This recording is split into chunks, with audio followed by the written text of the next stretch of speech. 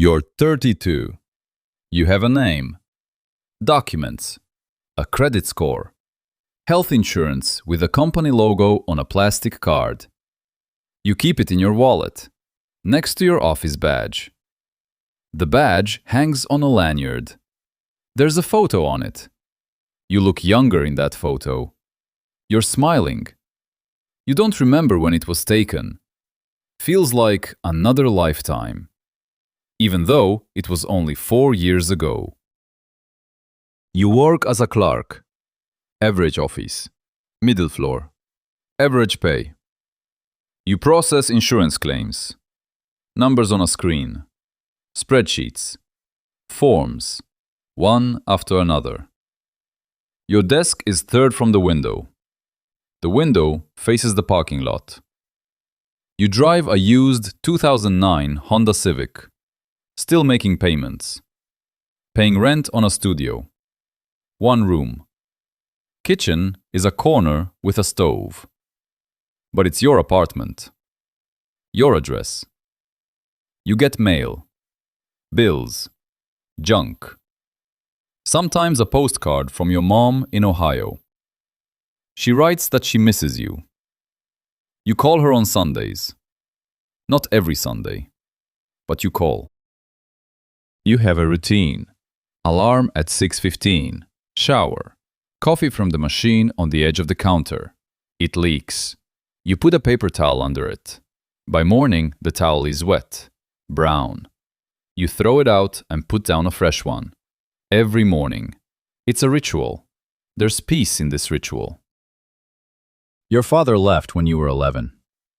Didn't die, just left. Another state, another woman. Mom worked 2 jobs. You learned to heat up your own dinner. Mac and cheese from the box. Milk, butter, powder with that orange dye. You still remember the taste. Salty, plastic, warm. The taste of childhood. The taste of a loneliness you didn't yet have a word for. You had dreams. Nothing grand. A bigger place. Maybe a house. A backyard. A grill. A dog. A lab. You'd see them in the park, chasing tennis balls, owners scratching behind their ears. That was it. That was the whole thing. Not wealth, not fame. Just a yard. Just a dog. Just someone who's glad when you walk through the door. You weren't a loser. You didn't drink, didn't use. You were just ordinary. Invisible. Not because you fell, but because you never climbed high enough for anyone to notice. A gray pixel on a gray photograph. Millions live this way. Work, pay, sleep, work again. The system runs as long as you keep paying, as long as you're useful. You never considered the possibility that one day you'd stop being useful. Then the layoffs. You'd heard the rumors. 5 years on the job, not a single write-up. You were the perfect cog. And that's exactly why they cut you first. The perfect cog doesn't argue, doesn't make a scene, doesn't lawyer up. The perfect cog quietly picks up a box, puts a mug in it, a couple of pens, and walks out. Elevator, parking lot, key in the ignition. You sat in the car for 20 minutes, didn't move, didn't cry, staring at the dashboard, gas needle at a quarter tank. You thought, gotta fill up. That was your first thought, not, what now? Gotta fill up. Because you didn't understand yet. 2 months of resumes. Silence. Sometimes an automated reply. Thank you for your interest. Unfortunately, Cobra was $800 a month. You didn't have $800. What you had was debt. Car payment, rent, electric, phone. You started choosing what to pay and what to skip. You cut the internet. Sold a car for $4,000 in a Walmart parking lot. 2 months rent. You thought, this is a cushion. You were wrong. The money drained like water in a sink. Fast. Quiet. One gurgle and gone. Eviction notice on a Wednesday. Yellow sheet taped to the door. The letters jumped, not because they were small, because your hands were shaking. 30 days. You turned and looked at the room. Coffee maker on the counter. Paper towel underneath. Wet. Brown. Everything the same as always. Except there was no always anymore. Your first night on the street. October, Los Angeles. October here isn't cold. It's a lie. Warm during the day, then 3 a.m. rolls around and the air turns damp, heavy, and you're lying on cardboard behind the Goodwill, shaking. Not from the cold, from the fact that you're here. That above you there's no ceiling, just sky, vast and indifferent, and not a single star in it, because the city swallows the stars. The city swallows everything. First there were nights at bus stops, parks, 24-hour laundromats that smell like bleach. You'd sit in a plastic chair, pretend you were waiting on a load. Someone else's clothes tumbling behind the glass. You watched like it was TV. Someone else's life spinning. Yours standing still. Then people started noticing. Security guard, laundromat manager, a cop. Not rude, just move along. You still said thank you. Still felt shame.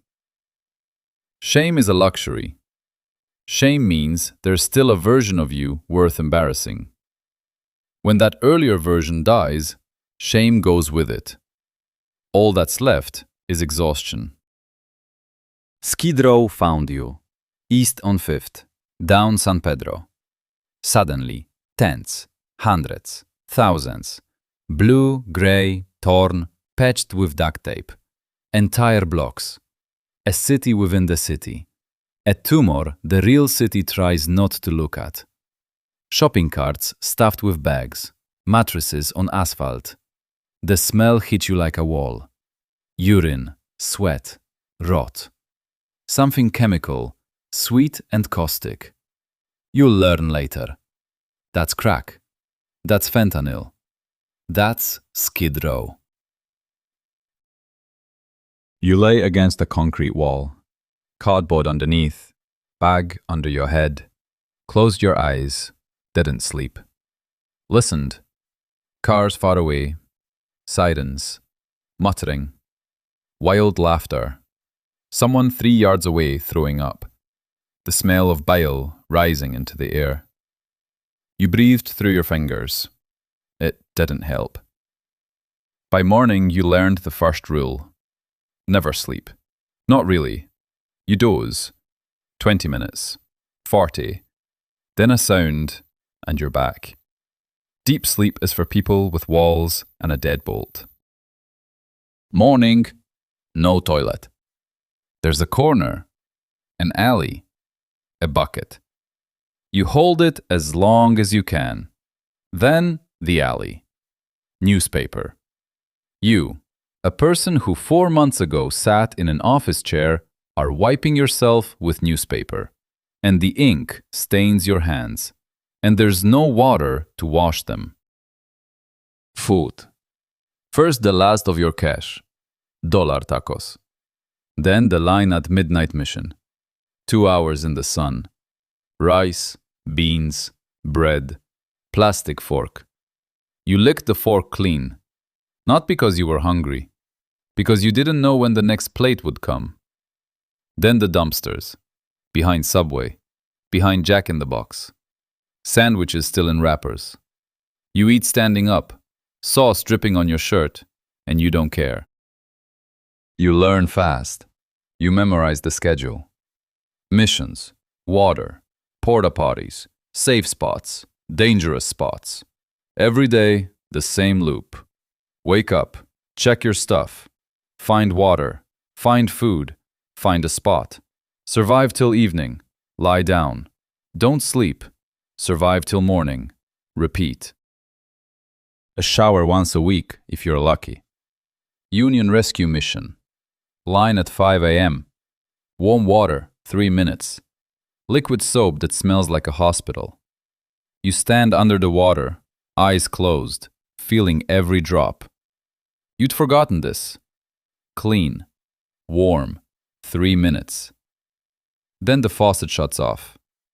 You put on the same dirty clothes, but for 3 minutes, you were clean. You're never alone. That's the strangest part. Skid Row is a city of the invisible. Each one has a story. Each one has a day when everything broke. Marcus, black man, 50-ish, or 40, or 60. Age stops meaning anything out here. 20 years driving long haul. Back gave out. 3 herniated discs. Surgery cost more than he earned in a decade. Oxy. Then fentanyl. Then the street. Marcus talks to his wife. She left 4 years ago. He tells her about his day, what he ate, the weather. He speaks to her gently, pauses, waits for an answer. No answer comes. He nods, keeps going. Denise, white woman. So thin you can count her ribs. Used to be a nurse, then an addict. Her arms tell the story. She covers them with long sleeves, even at 95 degrees. She sits in front of her tent and rocks. Back and forth. Like a pendulum. Like a machine no one remembers to turn off. Jorge, Mexican, young. Fell off scaffolding, bone set crooked. He's one who still gets angry, yells, kicks trash, smashes bottles. Anger is energy. Anger means you're still alive. When the anger goes, what's left is Denise, the pendulum, the void. The prophet. Old man, grey beard to his chest. Preaches on the corner of 5th and San Pedro. Angels, demons, the end of the world. You listen, not because you believe, because his voice is the only sound with structure. Sentences with a beginning, middle, and end. In a world of chaos, his ravings are the closest thing to order. And the ones you walk around, glassy eyes, jaw grinding, motionless on the asphalt, needle beside them, or foil, you step over them. Not because you don't care, because you're afraid that's you in 3 months. You step over them the way people step over you. Even at the bottom, there's a bottom. Conflict every day, over a spot, a blanket, a shopping cart. A cart is everything, closet, safe, home. You wake up, cart's gone, stuff's gone. You start over. New cardboard, new blanket from the mission, a plastic bag instead of a gym bag. Starting over is the only thing you know how to do. Night is the worst. During the day there are missions, some order. At night, jungle, screaming, fighting, glass breaking, a gunshot or a firecracker. You lie still, pressing to the wall, heart hammering. Night is the only time you truly understand that you are alone. Saturday. You're walking on 6th. Quiet stretch. Warehouses. You didn't hear them. First hit, you're back. Between the shoulder blades. You went down, knees on asphalt, palms on asphalt. Second hit, your side. A sneaker. Third, your head. You curled up, hands over skull, fetal position. The street taught you that. Don't fight back. Cover up and wait. 3 of them, maybe 4. Teenagers, laughter, young, cracking voices. 15, 16 years old. One of them filming. You saw the screen for a second. Camera. You're content. A video for the internet. Beat up a bum, LMAO. 1,000 likes. You are entertainment. They left. You lay there. Asphalt warm under your cheek. Mouthful of blood, split lip or bitten tongue or both. Blood dripped onto the concrete. Small dark spots, dried fast. An hour later, nothing. As if you were never here. As if you never were. You got up. Ribs. Breathing hurts. Left side, every inhale, a needle. Ambulance? You're homeless. They'll patch you up. Hand you a bill for 10 grand. You don't have $10. The rib will heal. Or it won't. It doesn't matter anymore. That night, Marcus came by. Brought a half-empty bottle of water. Sat down. Said, "The first time is the hardest. You'll get used to it." You didn't want to get used to it, but he was right. 2 weeks later, you'd forgotten. Then someone offered. A hand.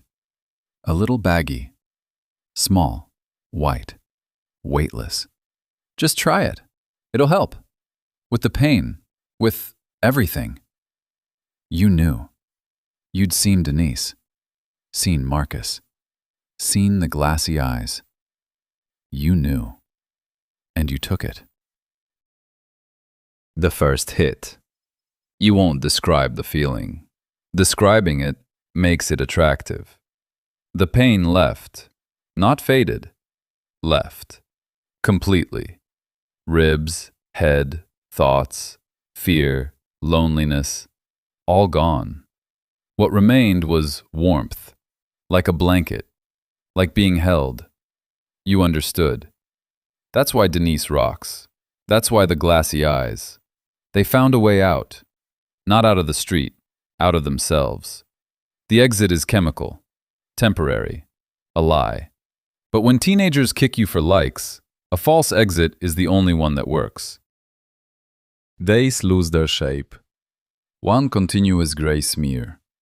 No beginning, no end. You don't know if it's Tuesday or Friday, March or June. Time is a tool for people who need to be somewhere. You don't need to be anywhere. You're in line at a mission, staring at your sneakers. The sole is cracked. When it rains, water inside. Your foot stays wet till evening. You smell. You know it. People turn away, hold their breath, cross the street.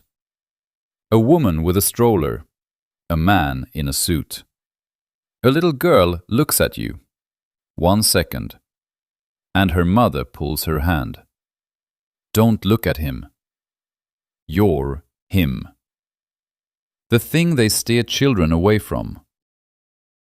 You tried. Resource center, social worker, young woman, glasses, clipboard. She was kind. You lied. No substance issues. I just need a job, a room, a chance. She gave you a list. Programs, shelters. You went, knocked, waited. Everywhere, a line. Paperwork, a waiting list for a waiting list. The system isn't built to pull you out. The system is built to process you. Give you a number, redirect you. Another office, another clipboard, same questions. Section 8. Housing. Waiting list. 10 years. 10 years on asphalt. You nod. Take the slip with your number. A week later, it's crumpled and damp in your pocket. Number smeared. You throw it away. You understand now. The system is about the people who work in the system. Reports, grants, numbers. This quarter, we served 3,000 homeless individuals. Served. Gave them a number. Put them on a list. You're a line in a spreadsheet. You, who once filled out those spreadsheets yourself. Now you are the data. And the hand punching you in doesn't see you. Phone. Lost or stolen? Without it, no callbacks, no job, no money, no housing, no address, no resume. A circle. Closed. Perfect. Airtight. Your mom, Ohio. She doesn't know. You stopped calling. She's probably calling your old number, ringing out. She lives on Social Security, can't cover her own prescriptions. Going back means bringing all of this with you. The filth, the addiction you keep denying. You won't call. You're protecting her from what you've become. A crosswalk. A car beside you. Window down. A man your age. Button down. Watch. Coffee in the cup holder. AC on. He looks at you for 1 second. Not with disgust. Not with pity. With nothing. Like you're a fire hydrant. Light turns green. He drives off. A lump in your throat. You don't cry. You've forgotten how. But the lump won't go away. You sit on the curb. Pull the last baggie from your pocket. Need more. Need money. Need to stand on a corner with a sign. Hungry. Please help. God bless. People drop change. Metal on concrete. You bend down. Pick it up. Dirty fingers. Warm coin. Someone else's warmth. Here you are, holding a sign. In a city where they make movies about dreams. White letters on the hills. Palm trees. Sunsets. You stand and watch the cars go by. Beautiful cars. Inside them, people with addresses. Coffee makers. Dogs. Backyards. Normal lives. You stand and watch and understand. This isn't temporary. This is forever. Rain. In LA, rain is an event. People take pictures. For you, rain is the enemy. Water from above, below, everywhere. Cardboard dissolves in 20 minutes. The blanket soaks through. Heavy, cold. The asphalt gleams. Neon reflections. Beautiful from a window. If you're lying in it, just wet and cold. Clothes cling to your body. A second skin. Damp, heavy, foreign. Under an awning. Narrow. Wind sideways. Rain reaches you anyway. You pull your knees up.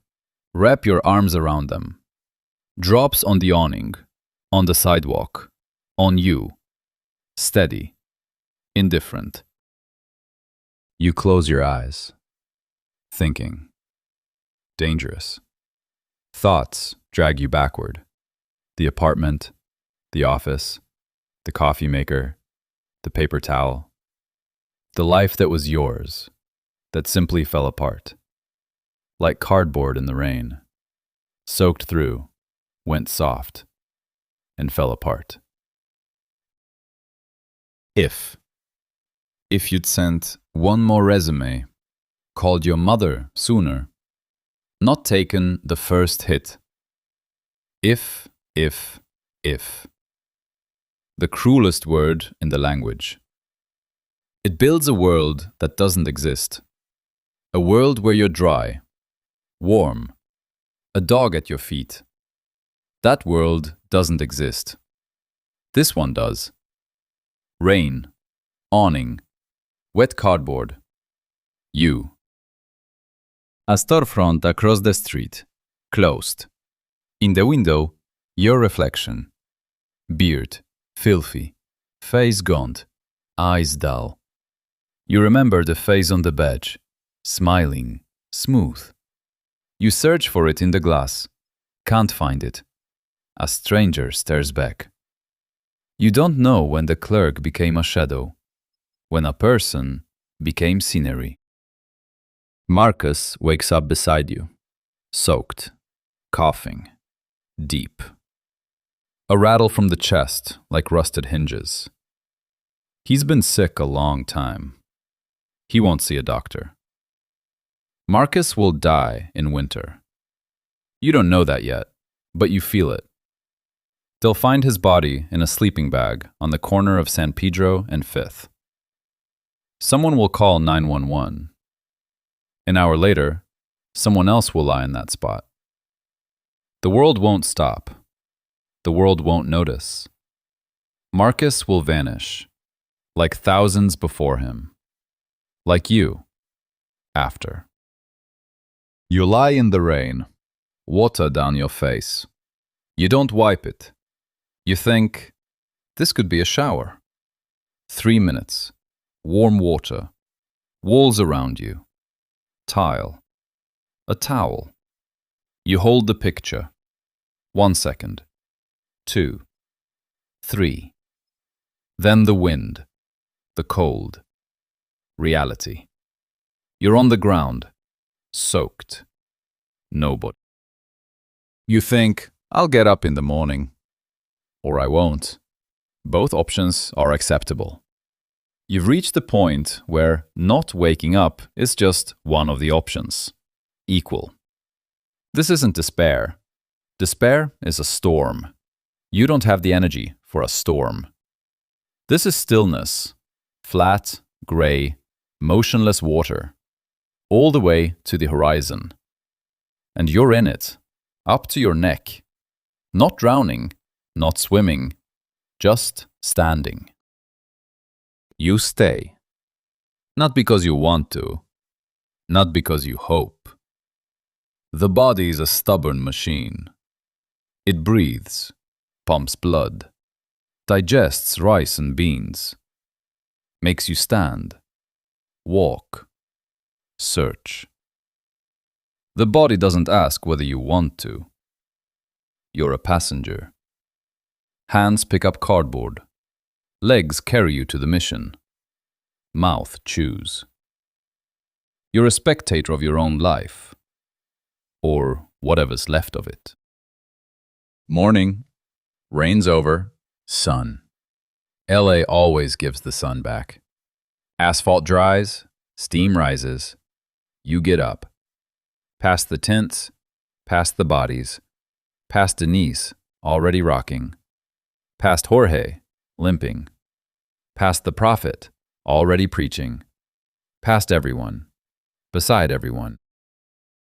People walk to work, coffee in hand, earbuds in. They step over your cardboard, over you. You're not offended. You understand.